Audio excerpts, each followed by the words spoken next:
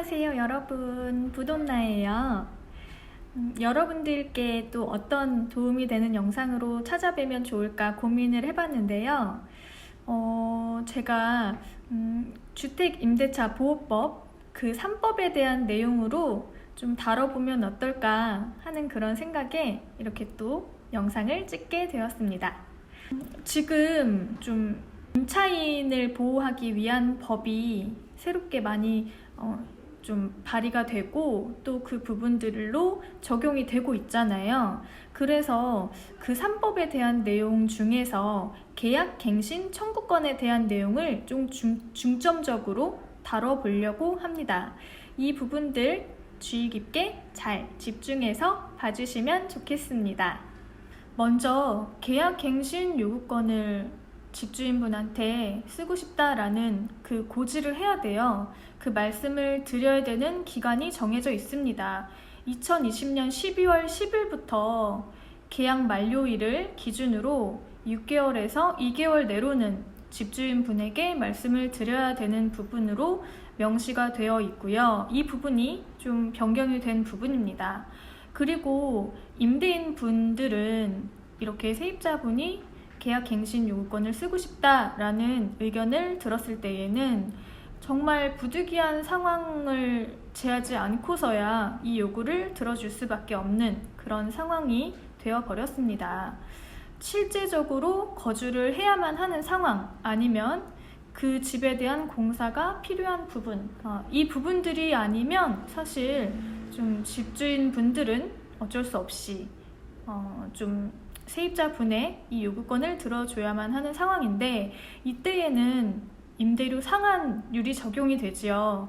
5% 이내로 적용이 됩니다. 그래서 이렇게 임대료 상한에 따른 계약갱신 요구권을 쓸 수가 있는 거죠, 세입자분들은요.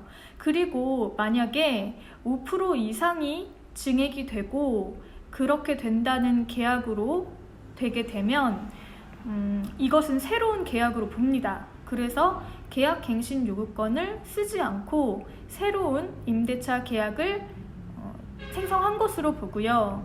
그래서 그 2년 후에 새로운 계약을 체결하고 난 2년 후에 세입자분은 계약갱신 요구권을 쓸 수 있게 되는 것이지요. 이 부분도 잘 알고 계셨으면 좋겠습니다. 좀 이런 부분에 대한 내용에서 손해배상에 대한 부분이 가장 여러분들은 궁금하지 않으실까 싶어요. 과연 내가 정말 실입주의 목적으로 세입자분을 이사하시도록 했을 경우에 이 부분은 임대인분이 전입신고까지 되어야 되는 부분이고요. 전입신고가 되어 있는지 그 부분에 대한 열람도 세입자분이 하시게 됩니다. 그래서 전출을 하고 나서도 실거주를 하고 있는지 그렇게 확인을 할 수 있기 때문에 나중에 이 부분으로 인해서 손해배상의 문제가 발생하게 되는 것이죠. 그래서 손해배상의 그 산정을 좀 말씀을 드려볼게요. 산정에 대한 부분은 3개 중에 적용이 되는데 이 중 가장 큰 금액에 적용이 됩니다. 먼저 첫 번째로는 갱신 거절 당시 월 차임에 해당하는 금액에서 3개월분을 곱한 금액이 손해배상액으로 먼저 책정이 됩니다. 이때 전세보증금에 대한 부분에서는 월 차임을 환산을 하셔야 돼요. 예를 들어서 2억 원의 갱신 거절 당시에 살고 있었다라고 한다면 이 2억 원에 대한 부분, 이것을 2%를 적용을 해서 400만 원이 나오게 됩니다. 2% 아니면 2.5%라는 그런 부분도 있는데 일단은 2%로 적용을 해보겠습니다. 그러면 400만 원이 나오게 되죠. 그 400만 원을 다시 12개월로 나누어서 월 차임을 환산을 합니다. 그러면 33만 3,333원이 나오는데요. 33만 원으로 해보겠습니다. 그렇게 했을 때 3개월분을 곱하게 되면 약 99만 원 정도, 그러니까 100만 원 정도의 손해배상 금액이 나오는 거고요. 두 번째로는 이 월 단위 차액에서 그 차임에서 2년치에 해당하는 부분을 손해배상액으로 배상을 해야 됩니다. 그리고 이때 전세보증금을 월 단위로 계산을 해보면 아까 똑같이 2억 원에 대한 2%를 적용을 해서 400만 원 그 부분에서 다시 12로 나눴을 때 33만 3,333원 이 부분을 2년 24개월로 곱하게 되는 것이지요. 그래서 이때 나오는 금액이 약 한 800만 원 정도가 됩니다. 그리고 세 번째로는 이 이사를 하면서 임차인이 받은 그 손해에 대한 부분을 배상하는 것. 그래서 이 세 가지의 금액 중 가장 큰 금액으로 임대인분은 배상을 하게 되는 것입니다. 이때의 가장 큰 금액을 좀 따져보니까 두 번째 24개월에 대한 그 금액이 가장 큰 것으로 생각이 됩니다. 그래서 좀 보증금이 크면 클수록 임대인분들이 배상을 해야 하는 그 손해액도 점점 더 비례해지겠죠. 일단은 이 부분으로 이해를 하시면 좋을 것 같고요. 그리고 임대료 증액에 대한 그 상한 5%라는 부분, 그리고 마지막으로 3법 중에서 전월세 신고제가 있습니다.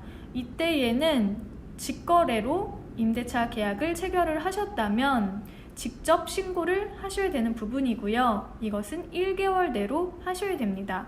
그리고 중개업소를 통해서 계약을 하셨다고 한다면 이것은 공인중개사에게 의무가 부담이 됩니다. 그래서 신경 쓰지 않으셔도 되는 부분이고요.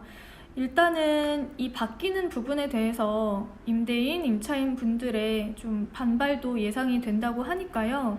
일단 새롭게 적용이 되는 그 부분에 있어서 미리 고지에 대한 부분이 좀 필요할 것 같고요.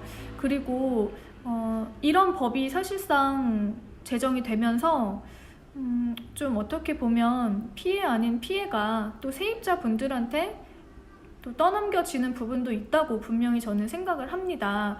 그렇기 때문에 좀 이런 제정, 법에 대한 제정을 함에 있어서 기존의 틀을 완전히 좀 좋은 목적이기는 하지만 너무나 기존의 틀을 깨어버리는 부분들에 있어서 침해가 되는 부분들은 또 생기기 마련이니까요.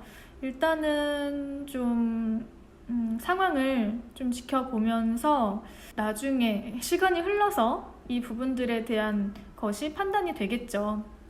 일단은 이렇게 마무리해보고요. 마지막 정리하는 시간으로 여러분들의 이해를 한 번 더 도모하고자 합니다.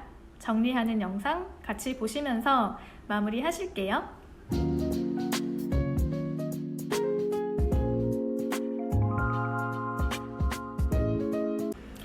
어떠셨나요, 여러분?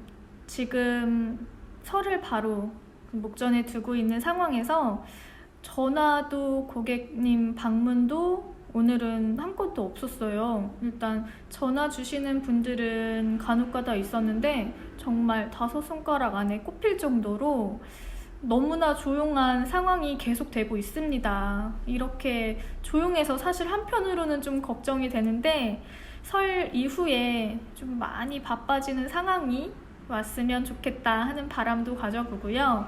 지금 이렇게 조금 여유 있는 시간을 이용해서 더 많은 부분들에 대한 지식의 습득, 그리고 좀 빨리빨리 빠른 그 고객 응대를 위해서 고객님들의 그런 질문들을 예상을 하면서 좀 공부를 해 나가고 있습니다. 그러면서 이렇게 여러분들께 도움이 되는 영상으로 찾아오는 그 부분들을 여러분들이 좀 많이 응원도 해주시고요. 주의 깊게 또 봐주셨으면 좋겠습니다.